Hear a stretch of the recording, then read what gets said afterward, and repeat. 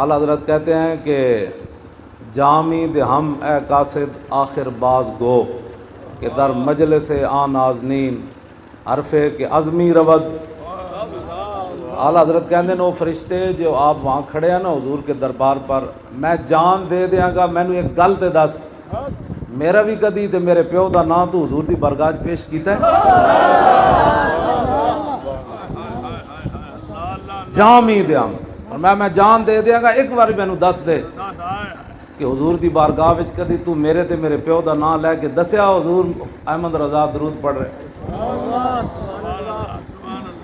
اس واسطے آپ حضرات جو ہے وہ جب حضور کی بات آئے نا تو یہ ہماتن گوش ہو کر حضور پر درود پڑھا کریں۔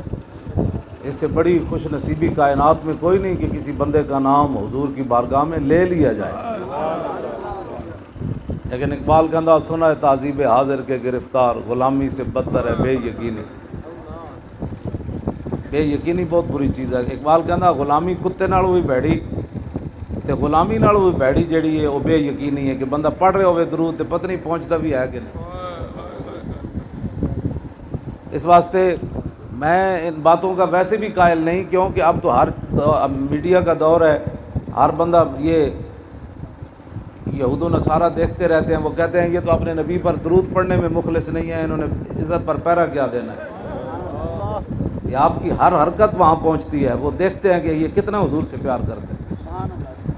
میں تو ایسی تقریر کا بھی قائل کوئی نہیں جس میں کہا جائے سب پڑھو، مل کر پڑھو، اچا پڑھو، فلان کرو۔ اب یہ باتیں ختم کرو، بہت ہو گئی۔